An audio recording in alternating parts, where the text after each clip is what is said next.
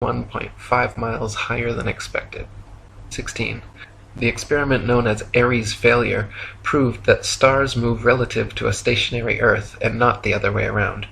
By first filling a telescope with water to slow down the speed of light inside, then calculating the tilt necessary to get the starlight directly down the tube, Airy failed to prove the heliocentric theory, since the starlight was already coming in the correct angle with no change necessary, and instead proved the geocentric model correct.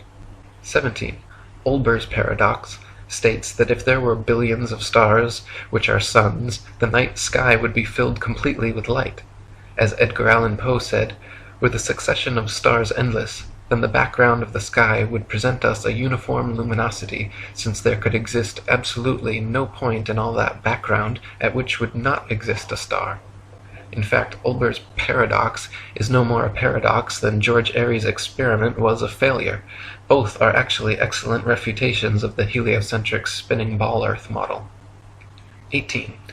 The Michelson, Morley, and Sagnac experiments attempted to measure the change in speed of light due to Earth's assumed motion through space. After measuring in every possible different direction in various locations, they failed to detect any significant change whatsoever, again proving the stationary geocentric model. 19. Tycho Brahe famously argued against the heliocentric theory in his time, positing that if the Earth revolved around the Sun, the change in relative position of the stars after 6 months' orbital motion could not fail to be seen. He argued that the stars should seem to separate as we approach and come together as we recede. In actual fact, however, after 190 million miles of supposed orbit around the Sun, not a single inch of parallax can be detected in the stars, proving that we have not moved at all. 20. If Earth were truly constantly spinning eastwards at over 1,000 miles per hour, vertically fired cannonballs and other projectiles should fall significantly due west. In actual fact, however, when this has been tested, vertically fired cannonballs shoot upwards an average of 14 seconds ascending, 14 seconds descending, and fall back to the ground no more than 2 feet away from the cannon, often directly back into the muzzle. 21. If the Earth were truly constantly spinning eastward at over 1,000 miles per hour, helicopters and hot air balloons should be able to simply hover over the surface of the Earth and wait for their destinations to come to them. 22. If Earth were truly constantly spinning eastward at over 1,000 miles per hour, during the Red Bull stratosphere dive, Felix Baumgartner, spending 3 hours ascending over New Mexico, should have landed 2,500 miles west into the Pacific Ocean, but instead landed a few dozen miles east of the takeoff point. 23. Ball believers often claim gravity magically and inexplicably drags the entire lower atmosphere of the Earth in perfect synchronization up to some undetermined height, where this progressively faster spinning atmosphere gives way to the non-spinning, non-gravitized, non-atmosphere of infinite vacuum space.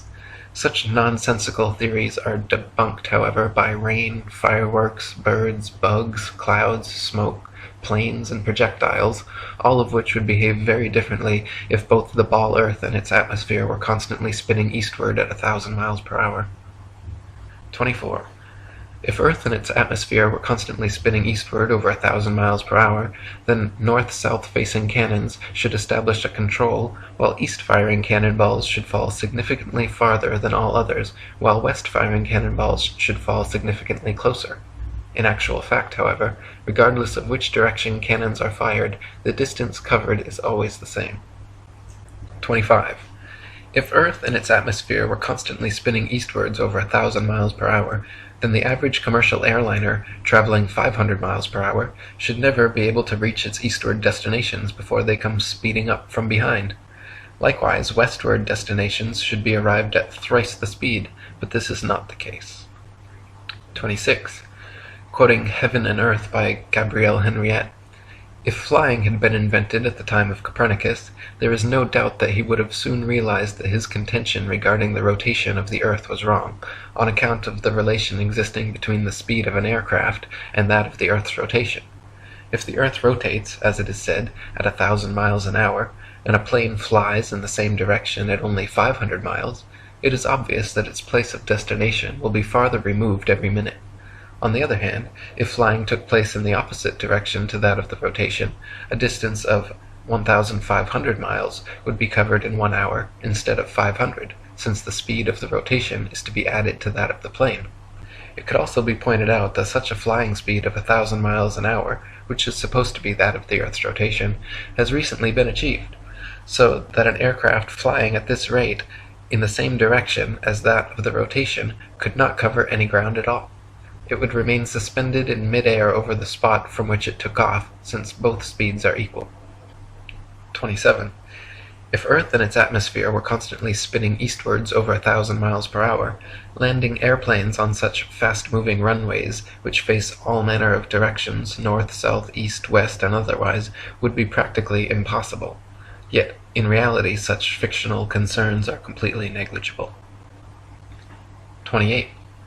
If the Earth and its atmosphere were constantly spinning eastwards over 1,000 miles per hour, then clouds, wind, and weather patterns could not casually and unpredictably go every which way, with clouds often traveling in opposing directions at varying altitudes simultaneously. 29. If the Earth and its atmosphere were constantly spinning eastwards over 1,000 miles, this would now be seen, heard, or by someone who experienced this alleged eastward motion. Meanwhile, however, we can hear, feel, and experimentally measure even the slightest westward breeze. 30. In his book South Sea Voyages, Arctic and Antarctic explorer Sir James Clark Ross described his experience on the night of November 27, 1839, and his conclusion that the Earth must be motionless. The sky being very clear, it enabled us to observe the higher stratum of clouds to be moving in an exactly opposite direction to that of the wind, a circumstance which is frequently recorded in our meteorological journal, both in the northeast and southeast trades, and has also often been observed by former voyagers. Captain Basil Hall witnessed it from the summit of the Peak of Tenerife, and Count Strzelecki, on ascending the volcanic mountain of Kyrenia in Owyhee, reached at 4,000 feet an elevation above that of the trade wind, and experienced the influence of an opposite current of air of a different hydrometric and thermometric condition. Count Strzelecki further informed me of the following seemingly anomalous circumstance, that at the height of 6,000 feet he found the current of air blowing at right angles to both the lower strata, also of a different thermometric condition, but warmer than the interstratum. Such a state of the atmosphere is compatible only with the fact which other evidence has demonstrated, that the Earth is at rest. 31. Quoting Zetetic Cosmogony, Thomas Winship states, "Let imagination picture to the mind what force air would have which was set in motion by a spherical body of 8,000 miles in diameter, which in 1 hour was spinning round 1,000 miles per hour, rushing through space at 65,000 miles per hour, and gyrating across the heavens. Then let conjecture endeavor to discover whether the inhabitants on such a globe could keep their hair on. If the earth globe rotates on its axis at the terrific rate of 1,000 miles per hour, such an immense mass would of necessity cause a tremendous rush of wind in the space it occupied. The wind would go all one way, and anything like clouds which got within the sphere of influence of the rotating sphere would have to go the same way. The fact that the earth is at rest is proved by kite flying." 32. If gravity is credited with being a force strong enough to hold the world's oceans, buildings, people, and atmosphere stuck to the surface of a rapidly spinning ball, then it is impossible for gravity to also simultaneously be weak enough to allow little birds, bugs, and planes to take off and travel freely, unabated in any direction. 33. If gravity is credited with being a force strong enough to curve the massive expanse of oceans around a globular earth, it would be impossible for fish and other creatures to swim through such forcefully held water. 34. Ship captains in navigating great distances at sea never need to factor the supposed curvature of the earth into their calculations. Both plain sailing and great circle sailing, the most popular navigation methods, use plane, not spherical trigonometry, making all mathematical calculations on the assumption that the earth is perfectly flat. If the Earth were in fact a sphere, such an errant assumption would lead to constantly glaring inaccuracies. Plain sailing has worked perfectly fine in both theory and practice for thousands of years, however, and plane trigonometry has time and again proven more accurate than spherical trigonometry in determining distances across the oceans. 35.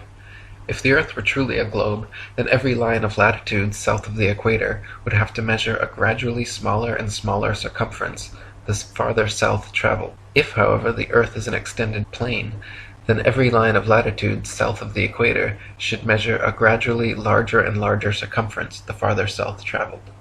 The fact that many captains navigating south of the equator, assuming the globular theory, have found themselves drastically out of reckoning, more so the farther south traveled, testifies to the fact that Earth is not a ball. 36.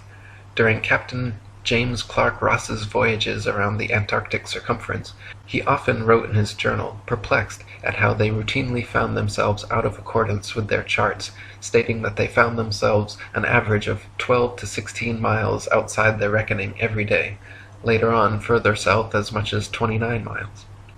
37.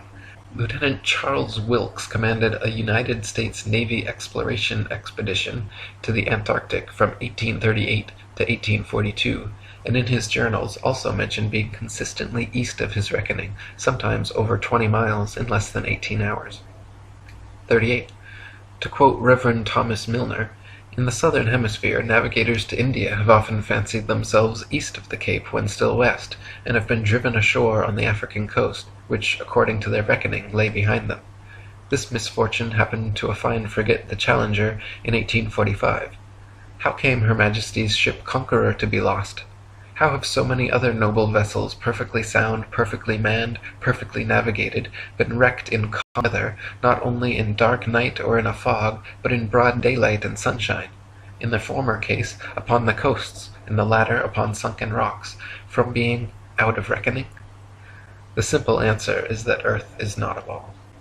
39.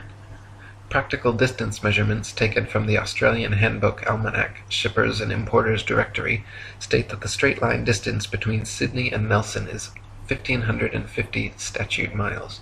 Their given difference in longitude is 22 degrees, 2 minutes, and 14 seconds. Therefore, if 22 degrees, 2 minutes, 14 seconds out of 360 is 1,550 miles, the entirety would measure 25,182 miles. This is not only larger than the ball Earth is said to be at the equator, but a whole 4,262 miles greater than it would be at Sydney's southern latitude on a globe of said proportions. 40.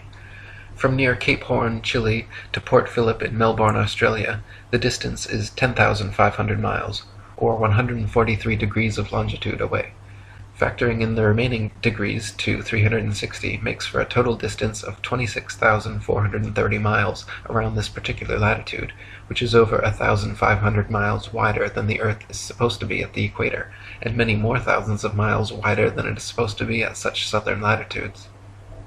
41. Similar calculations made from the Cape of Good Hope, South Africa to Melbourne, Australia, at an average latitude of 35.5 degrees south, have given an approximate figure of over 25,000 miles, which is again equal to or greater than the Earth's supposed greatest circumference at the equator. Calculations from Sydney, Australia to Wellington, New Zealand, at an average of 37.5 degrees south, have given an approximate circumference of 25,500 miles, greater still. According to the ball Earth theory, the circumference of the Earth at 37.5 degrees southern latitude should be only 19,757 statute miles, almost 6,000 miles less than such practical measurements. 42.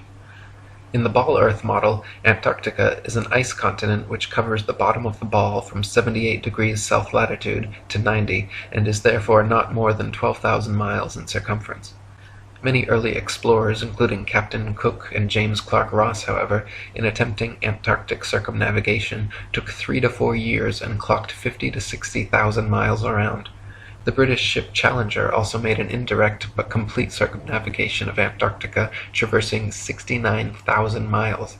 This is entirely inconsistent with the ball model. 43. If Earth was a ball, there are several flights in the southern hemisphere which would have their quickest, straightest path over the Antarctic continent, such as Santiago, Chile, to Sydney, Australia. Instead of taking the shortest, quickest route in a straight line over Antarctica, all such flights detour all manner of directions away from Antarctica, instead claiming the temperatures too cold for airplane travel. Considering the fact that there are plenty of flights to, from, and over Antarctica, and NASA claims to have technology keeping them in conditions both far colder and far hotter than any experienced on Earth, such an excuse is clearly just an excuse, and these flights aren't made because they are impossible. 44.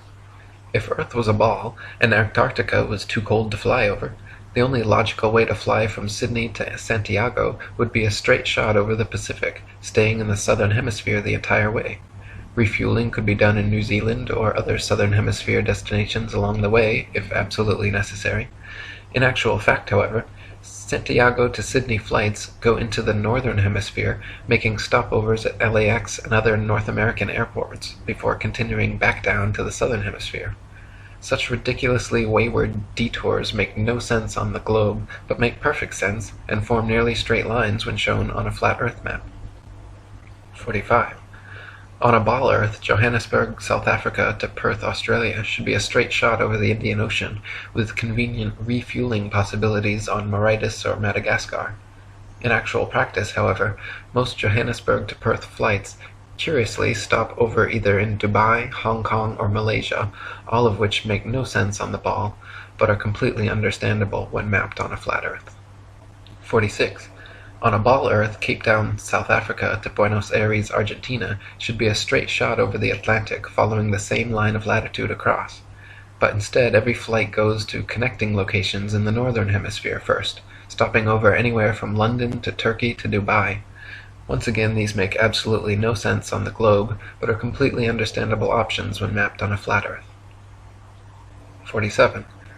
On a ball Earth, Johannesburg, South Africa to Sao Paulo, Brazil should be a quick straight shot along the 25th southern latitude, but instead, nearly every flight makes a refueling stop at the 50th degree north latitude in London first.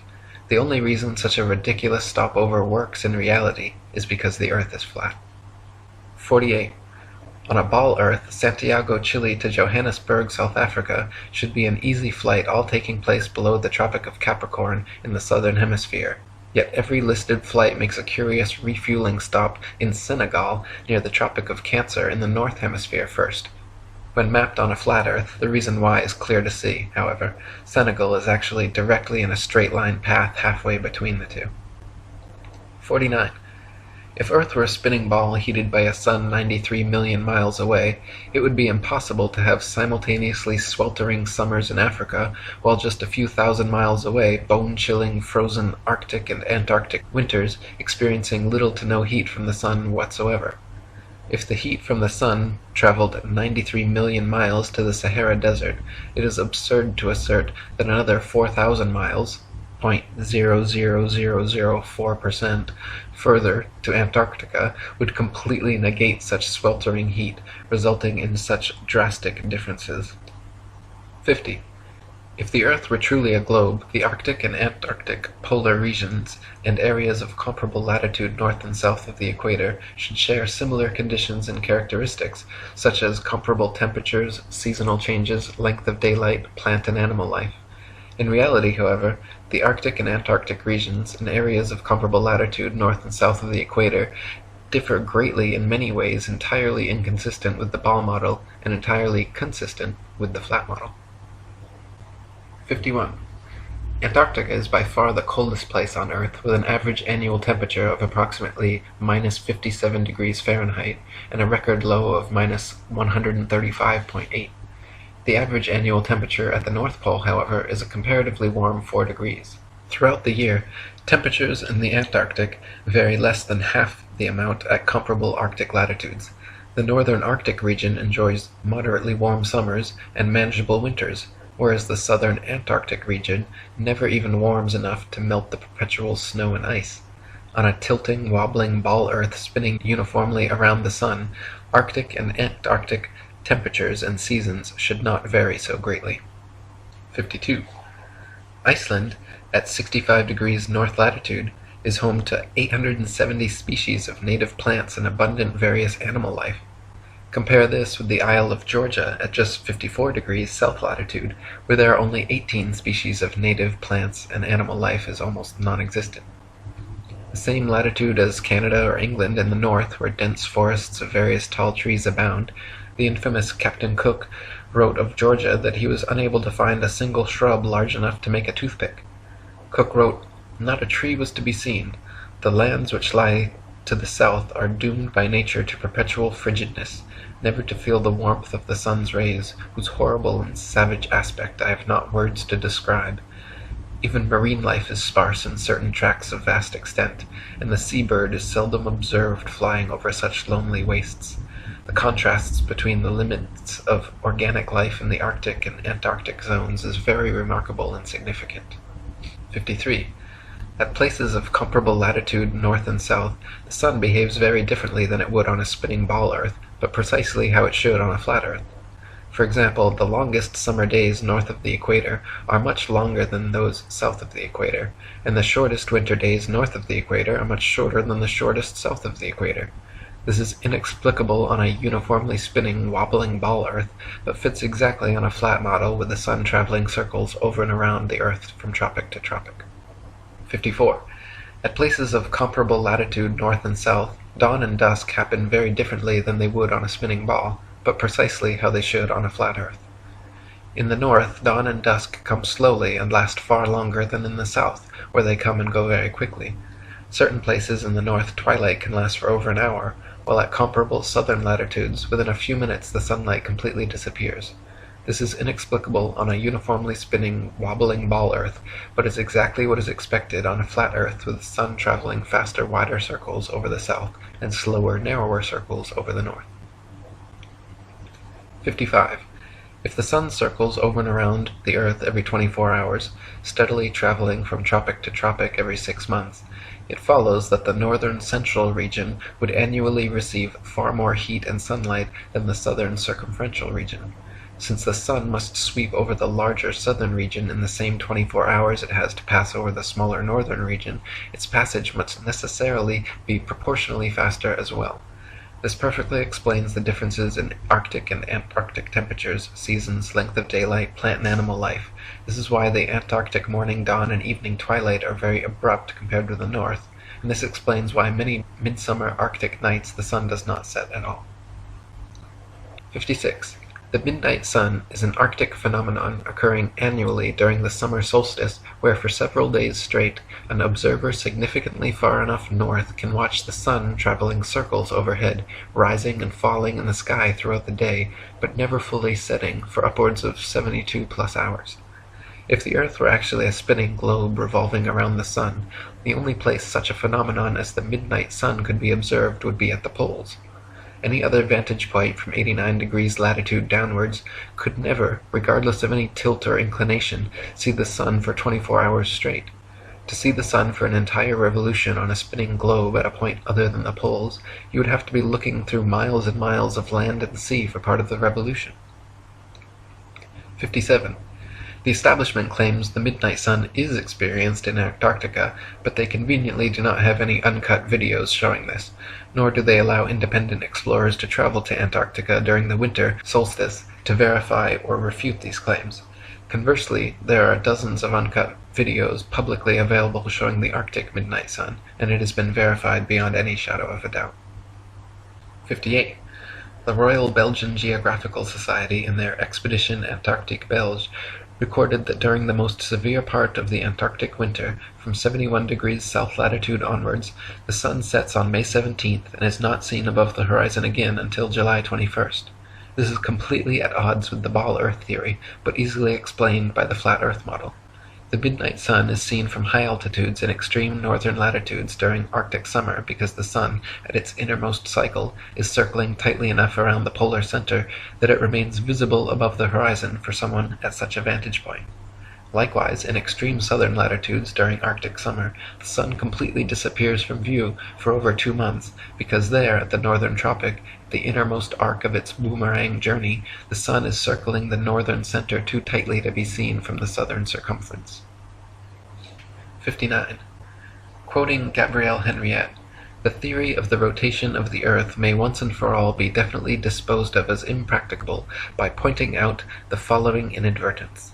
It is said that the rotation takes 24 hours and that its speed is uniform, in which case, necessarily, days and nights should have an identical duration of 12 hours each, all the year round. The sun should invariably rise in the morning and set in the evening at the same hours, with the result that it would be the equinox every day from the 1st of January to the 31st of December. One should stop and reflect on this before saying that the earth has a movement of rotation. How does the system of gravitation account for the seasonal variations in the length of days and nights if the earth rotates at a uniform speed in 24 hours? 60. Anyone can prove the sea horizon perfectly straight and the earth perfectly flat using nothing more than a level, tripods, and a wooden plank. At any altitude above sea level, simply fix a 6 to 12 foot long smooth leveled board edgewise upon tripods and observe the skyline from eye level behind it. The distant horizon will always appear perfectly level with the upper edge of the board.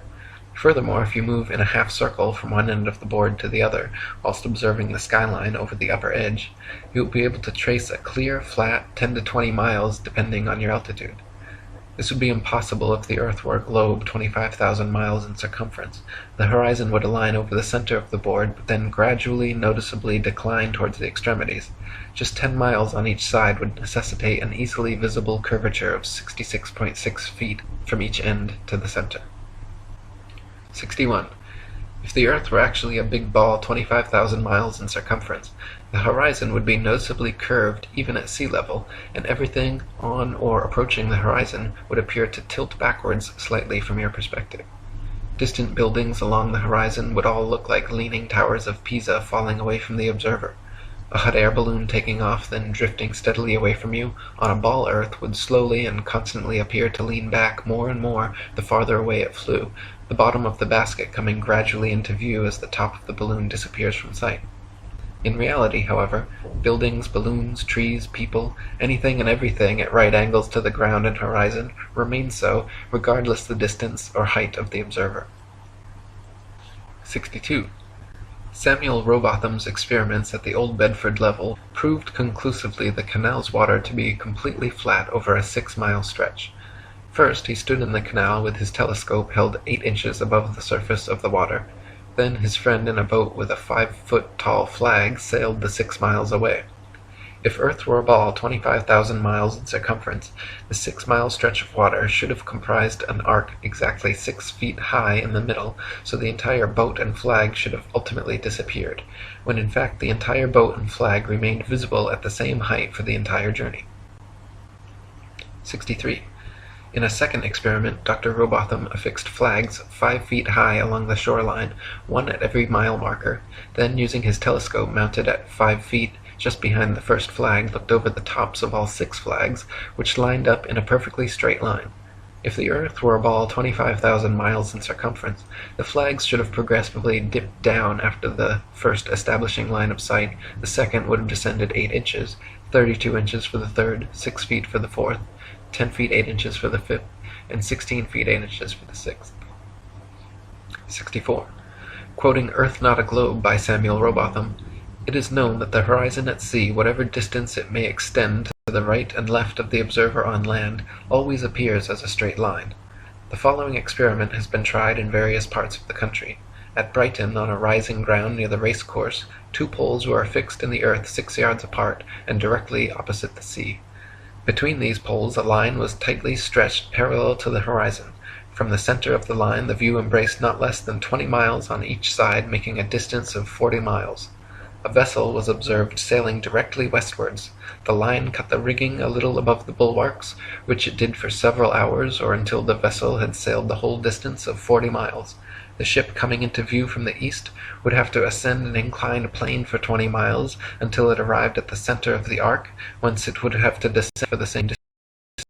The square of 20 miles multiplied by 8 inches gives 266 feet as the amount the vessel would be below the line at the beginning and at the end of the 40 miles. 65. Also quoting Dr. Rowbotham, "On a shore near Waterloo, a few miles to the north of Liverpool, a good telescope was fixed, at an elevation of 6 feet above the water. It was directed to a large steamer just leaving the River Mersey and sailing out to Dublin. Gradually the masthead of the receding vessel came nearer to the horizon, until at length, after more than 4 hours had elapsed, it disappeared. The ordinary rate of sailing of the Dublin steamers was fully 8 miles an hour, so that the vessel would be at least 32 miles distant when the masthead came to the horizon.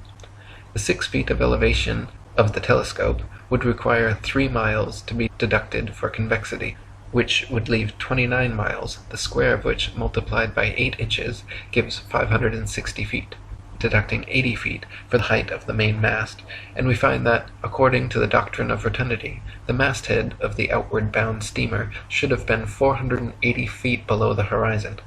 Many other experiments of this kind have been made upon sea-going steamers, and always with results entirely incompatible with the theory that the earth is a globe. 66. Dr. Robotham conducted several other experiments using telescopes, spirit levels, sextants, and theodolites, special precision instruments used for measuring angles in horizontal or vertical planes. By positioning them at equal heights, aimed at each other successively, he proved over and over the earth to be perfectly flat for miles without a single inch of curvature. His findings caused quite a stir in the scientific community, and thanks to 30 years of his efforts, the shape of the earth became a hot topic of debate around the turn of the 19th century. 67. The distance across the Irish Sea from the Isle of Man's Douglas Harbour to Great Orme's Head in North Wales is 60 miles. If the earth was a globe, then the surface of the water between them would form a 60-mile arc, the center towering 1,944 feet higher than the coastlines at either end. It is well known and easily verifiable, however, that on a clear day from a modest altitude of 100 feet, the Great Orme's Head is visible from Douglas Harbour. This would be completely impossible on a globe of 25,000 miles.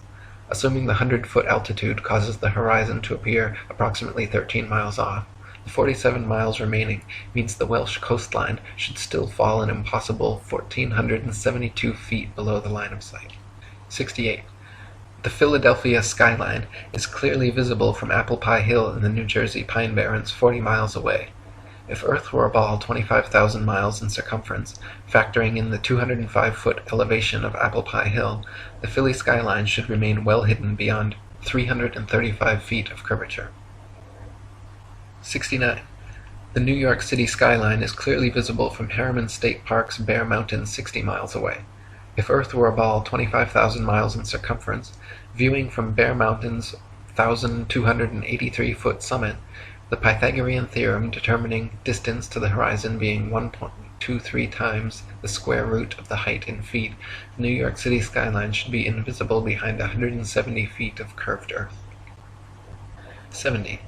From Washington's Rock in New Jersey, at just a 400-foot elevation, it is possible on a clear day to see the skylines of both New York and Philadelphia in opposite directions at the same time, covering a total distance of 120 miles.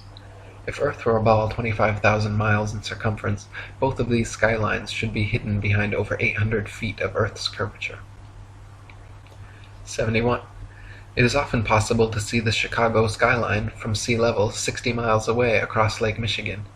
In 2015, after photographer Joshua Nowicki photographed this phenomenon, several news channels quickly claimed his picture to be a superior mirage, an atmospheric anomaly caused by temperature inversion. While these certainly do occur, the skyline in question was facing right side up and clearly seen, unlike a hazy, illusory mirage, and on a ball Earth 25,000 miles in circumference should be 2,400 feet below the horizon. 72. October 16, 1854, the Times newspaper reported the Queen's visit to Great Grimsby from Hull, recording they were able to see the 300-foot-tall dock tower from 70 miles away. On a ball Earth 25,000 miles in circumference, factoring their 10-foot elevation above the water and the tower's 300-foot height at 70 miles away, the dock tower should have remained an entire 2,600 feet below the horizon. 73. In 1872, Captain Gibson and crewmates, sailing the ship Thomas Wood from China to London, reported seeing the entirety of St. Helena Island on a clear day from 75 miles away.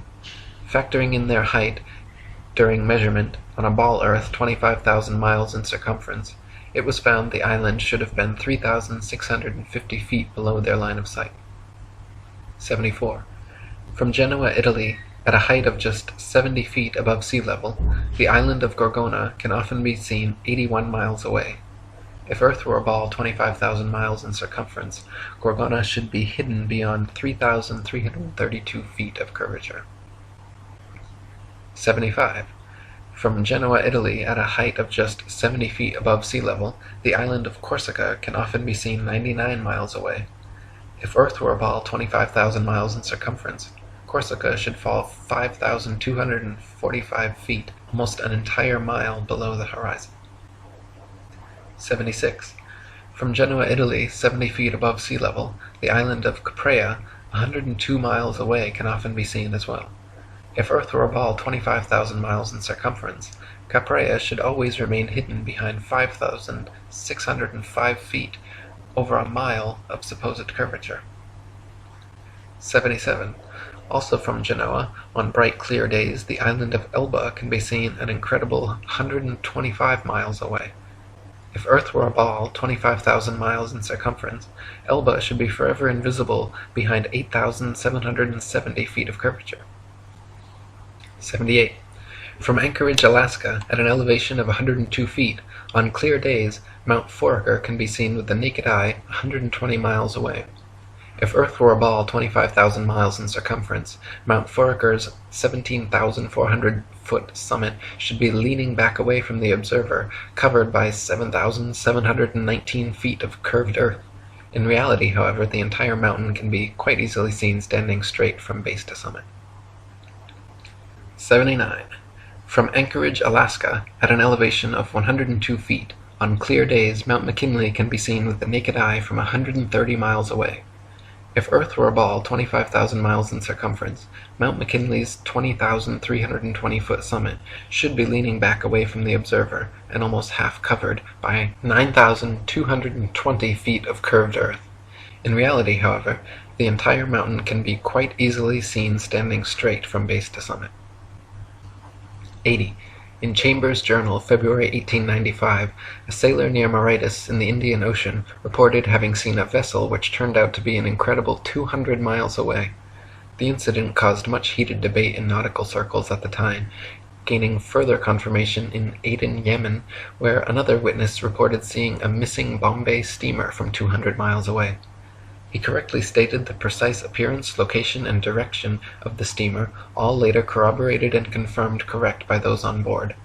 Such sightings are absolutely inexplicable if the Earth were actually a ball 25,000 miles around, as ships 200 miles distant would have to fall approximately 5 miles below line of sight.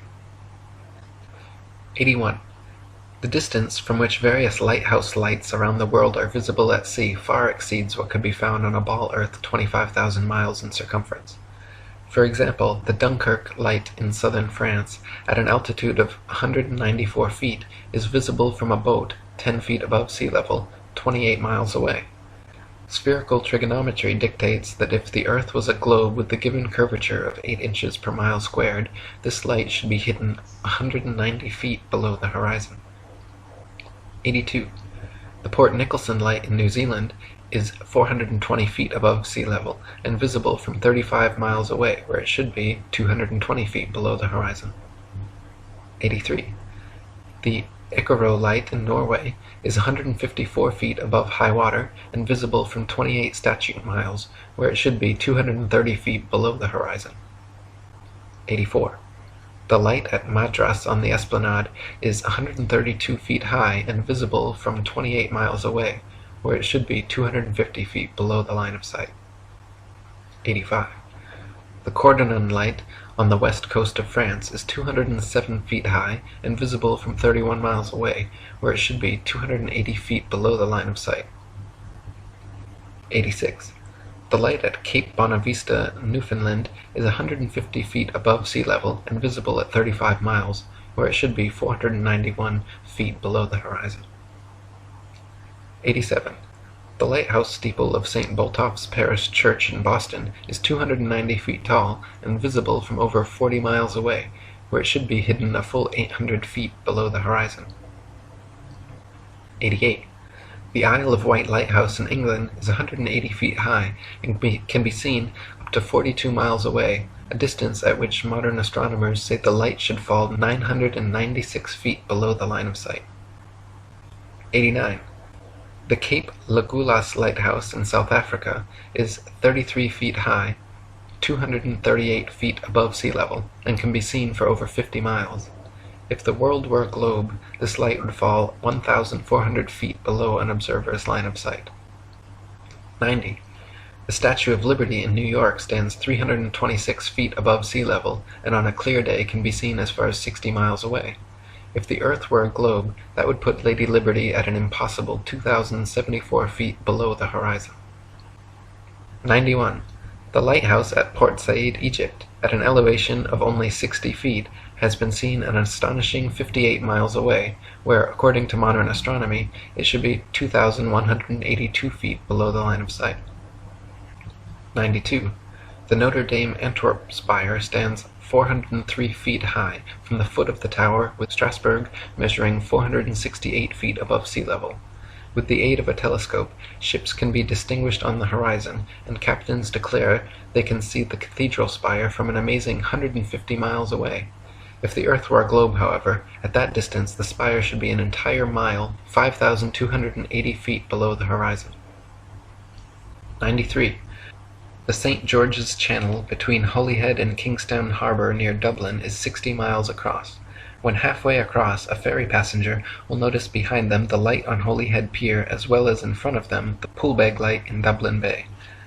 The Holyhead Pier light is 44 feet high, while the Poolbeg lighthouse 68 feet. Therefore, a vessel in the middle of the channel, 30 miles from either side, standing on a deck 24 feet above the water, can clearly see both lights. On a ball Earth 25,000 miles in circumference, however, both lights should be hidden well below both horizons by over 300 feet. 94. From the highland near Portsmouth Harbour in Hampshire, England, looking across Spithead to the Isle of Wight, the entire base of the island, where water and land come together, composes a perfectly straight line 22 statute miles long. According to the ball Earth theory, the Isle of Wight should decline 80 feet from the center on each side to account for the necessary curvature.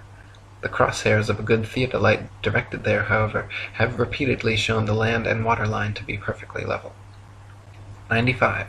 On a clear day from the High Head near Douglas Harbour on the Isle of Man, the whole length of the coast of North Wales is often plainly visible to the naked eye. From the Point of Ayr at the mouth of the River Dee to Holyhead comprises a 50-mile stretch which has also been repeatedly found to be perfectly horizontal.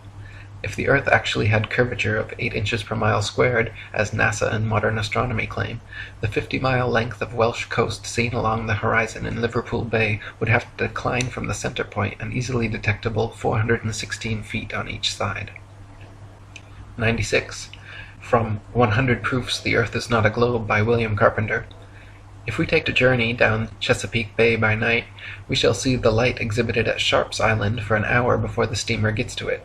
We may take up a position on deck so that the rail of the vessel's side will be in a line with the light and in the line of sight, and we shall find that in the whole journey the light won't vary in the slightest degree in its apparent elevation. But say that a distance of 13 miles has been traversed, the astronomer's theory of curvature demands a difference, one way or the other, in the apparent elevation of the light of 112 feet 8 inches. Since, however, there is not a difference of 100 hair's breadths, we have a plain proof that the water of the Chesapeake Bay is not curved, which is a proof that the Earth is not a globe. 97. NASA and modern astronomy say the Earth is a giant ball tilted back, wobbling and spinning 1,000 miles per hour around its central axis, traveling 67,000 miles per hour circles around the Sun, spiraling 500,000 miles per hour around the Milky Way, while the entire galaxy rockets a ridiculous 670 million miles through the universe, with all of these motions originating from an alleged Big Bang cosmogenic explosion 14 billion years ago. That's a grand total of 67,568,000 miles per hour in several different directions we're all supposedly speeding along at simultaneously, yet no one has ever seen, felt, heard, measured, or proven a single one of these motions to exist whatsoever. 98. NASA and modern astronomy say Polaris, the North Pole star, is somewhere between 323 and 434 light-years, or about 2 quadrillion miles, away from us. Firstly, note that is between 1,938,000,000,000 to 2,604,000,000,000,000 miles, making a difference of over 600 trillion miles. If modern astronomy cannot even agree on the distance to stars within hundreds of trillions of miles, perhaps their science is flawed and their theory needs examining. However, even granting them their obscurely distant stars, it is impossible for heliocentrists to explain how Polaris manages to always remain perfectly aligned straight above the North Pole throughout Earth's various alleged tilting, wobbling, rotating, and revolving motions. 99. Viewed from a ball Earth, Polaris, situated directly over the North Pole, should not be visible anywhere in the southern hemisphere. For Polaris to be seen from the southern hemisphere of a globular Earth, the observer would have to be somehow looking through the globe, and miles of land and sea would have to be transparent. Polaris can be seen, however, up to over 20 degrees south latitude. 100. If Earth were a ball, the Southern Cross and other southern constellations would all be visible at the same time from every longitude on the same latitude, as is the case in the north with Polaris and its surrounding constellations. Ursa Major and Minor and many others can be seen from every northern meridian simultaneously, whereas in the south, constellations like the Southern Cross cannot. This proves that the southern hemisphere is not turned under as in the ball model, but simply stretching further outwards away from the northern center point as in the flat Earth model. 101. Sigma Octantis is claimed to be a southern central pole star similar to Polaris, around which the southern hemisphere stars all rotate around the opposite direction. Unlike Polaris, however, Sigma Octantis cannot be seen simultaneously from every point along the same latitude. It is not central, but allegedly 1 degree off-center. It is not motionless, and in fact cannot be seen at all using publicly available telescopes. There is legitimate speculation regarding whether Sigma Octantis even exists. Either way, the direction in which stars move overhead is based on perspective and the exact direction you're facing, not which hemisphere you're in. 102. Some heliocentrists have tried to suggest that the pole star's gradual declination overhead, as an observer travels southward, is proof of a globular Earth. Far from it, the declination of the pole star or any other object is simply a result of the law of perspective on plane, flat surfaces. The law of perspective dictates that the angle and height at which an object is seen diminishes the farther one recedes from the object, until at a certain point the line of sight and the seemingly uprising surface of the Earth converges to a vanishing point, i.e. the horizon line, beyond which the object is invisible. In the ball Earth model, the horizon is claimed to be the curvature of the Earth, whereas in reality, the horizon is known to simply be the vanishing line of perspective based on the strength of your eye's instruments, weather, and altitude. 103. There are several constellations which can be seen from far greater distances over the face of the Earth than should be possible if the world were a rotating, revolving, wobbling ball. For instance, Ursa Major, very close to Polaris, can be seen from 90 degrees north latitude, the North Pole, all the way down to 30 degrees south latitude. For this to be possible on a ball Earth, the southern observers would have to be seeing through hundreds or thousands of miles of bulging Earth to the northern sky. 104. The constellation Vulpecula can be seen from 90 degrees north latitude all the way to 55 degrees south latitude. Taurus, Pisces, and Leo can be seen from 90 degrees north all the way to 65 degrees south. An observer on a ball Earth, regardless of any tilt or inclination, should not logically be able to see this far. 105. Aquarius and Libra can be seen from 65 degrees north to 90 degrees south. The constellation Virgo is visible from 80 degrees north down to 80 degrees south, and Orion can be seen from 85 degrees north all the way to 75 degrees south latitude.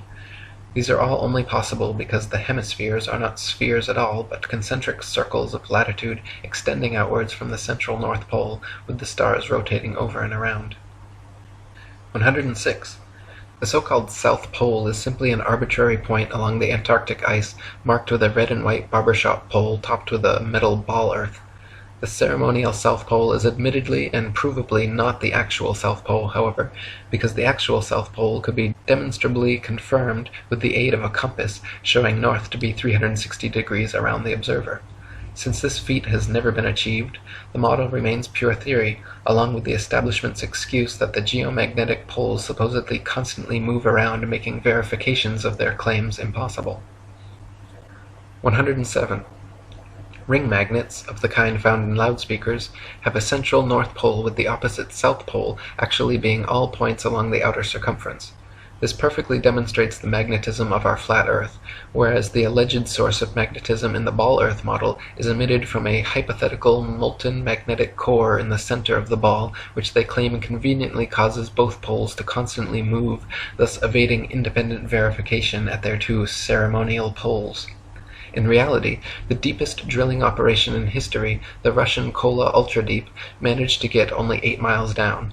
So the entire ball Earth model taught in schools, showing a crust, outer mantle, outer core, and inner core layers, are all purely speculation, as we have never penetrated through beyond the crust. 108. The mariner's compass is an impossible and nonsensical instrument for use on a ball Earth. It simultaneously points north and south over a flat surface, yet claims to be pinpointing two constantly moving geomagnetic poles at opposite ends of a spinning sphere, originating from a hypothetical molten metal core. If compass needles were actually drawn to the north pole of a globe, the opposing south needle would actually be pointing up and off into outer space. 109.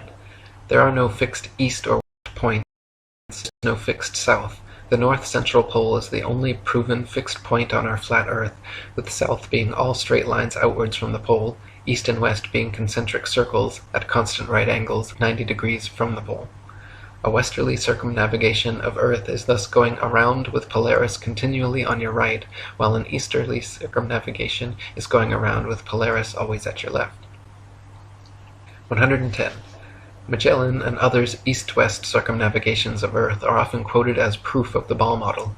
In actual fact, however, sailing or flying at right angles to the North Pole and eventually returning to one's original location is no more difficult or mysterious than doing so on a globe. Just as an architect's compass can place its center point on a flat piece of paper and trace a circle either way around the pole, so can a ship or plane circumnavigate a flat Earth.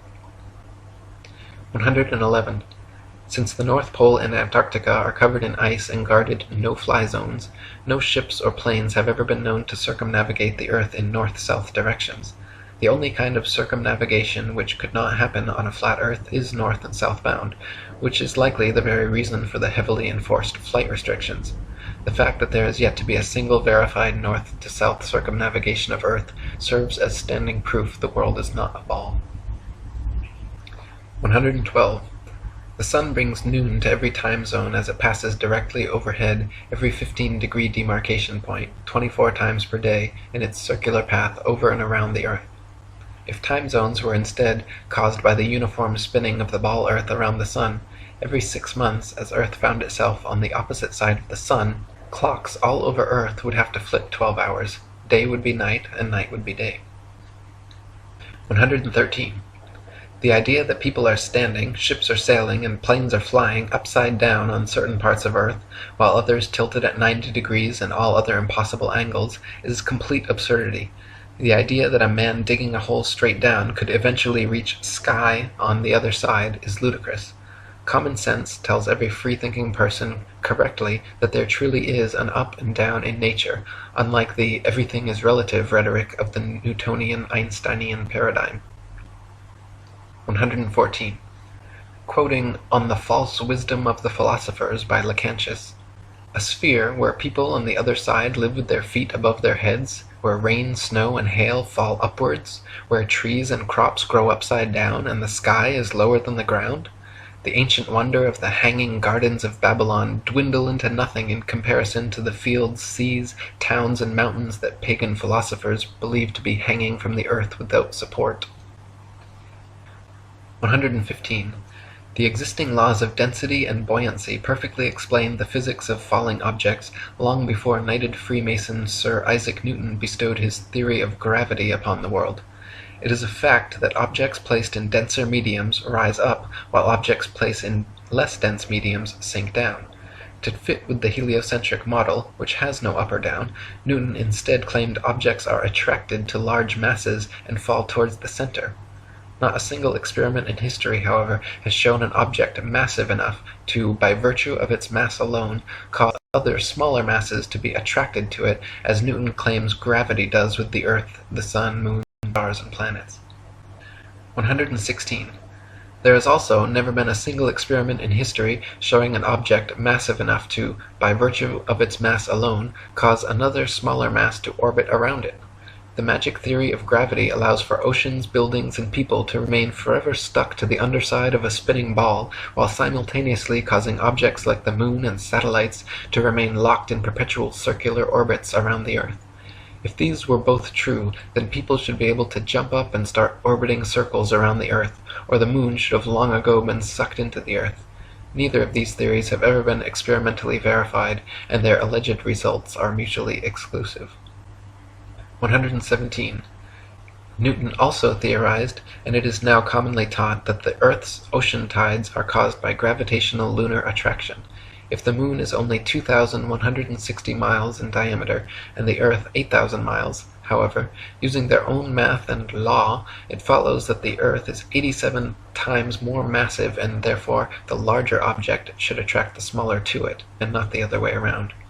If the Earth's greater gravity is what keeps the moon in orbit, it is impossible for the moon's lesser gravity to supersede the Earth's gravity, especially at Earth's sea level, where its gravitational attraction would even further out-trump the moon's. And if the moon's gravity truly did supersede the Earth's, causing the tides to be drawn towards it, there should be nothing to stop them from continuing onwards and upwards towards their great attractor. 118. Furthermore, the velocity and path of the moon are uniform, and should therefore exist a uniform influence on the Earth's tide, when in actuality Earth's tides vary greatly and do not follow the moon. Earth's lakes, ponds, marshes, and other inland bodies of water also inexplicably remain forever outside the moon's gravitational grasp. If gravity was truly drawing Earth's oceans up to it, all lakes, ponds, and other bodies of standing water should certainly have tides as well. 119. It is claimed that the other planets are spheres, and so therefore Earth must also be a sphere. Firstly, Earth is a plane, not a planet, so the shape of these planets in the sky have no bearing on the shape of the Earth beneath our feet.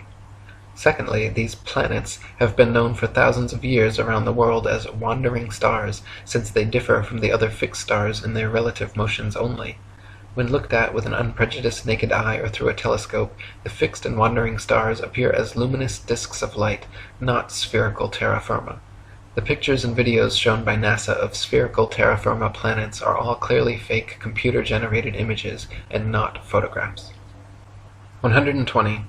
The etymology of the word planet actually comes from the late Old English planet, or from Old French planet, from Latin planeta, from Greek planetes, planetae, wandering stars, or to wander, of unknown origin, to spread, or notion of spread out. From Latinum, flat surface, plane, level, plane. They just added a T to our Earth plane, and everyone bought it. 121.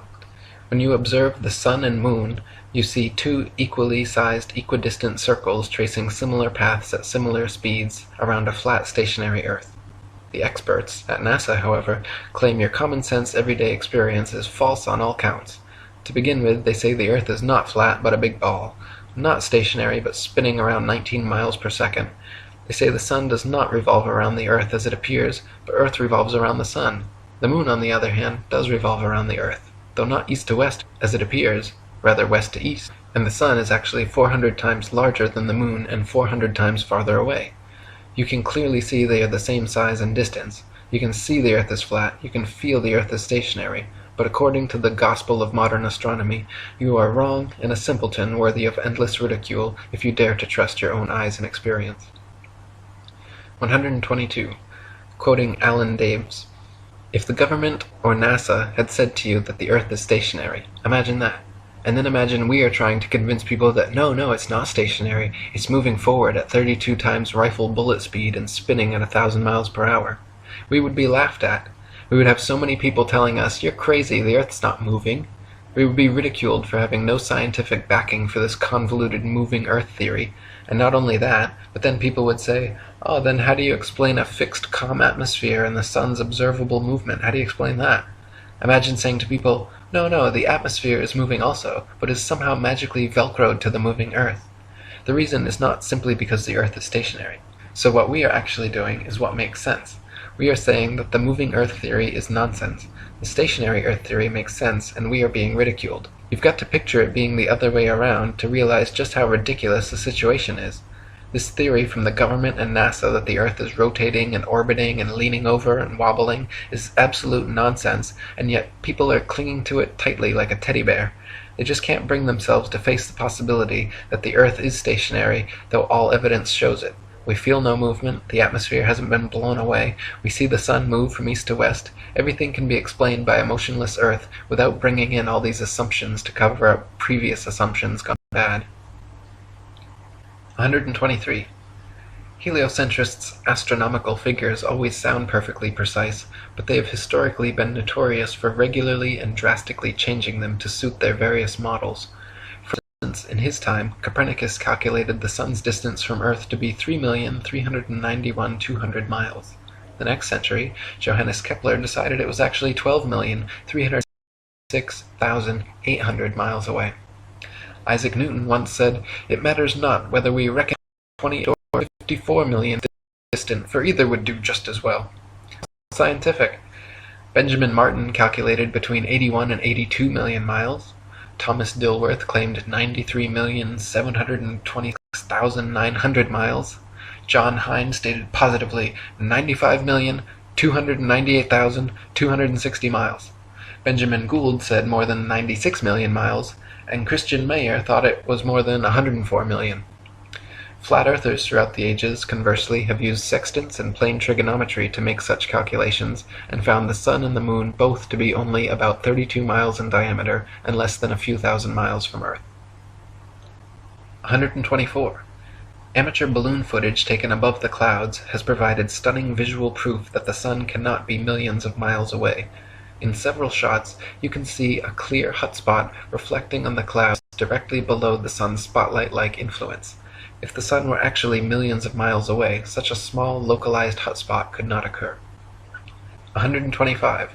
Another proof the sun is not millions of miles away is found by tracing the angle of sun rays back to their source above the clouds.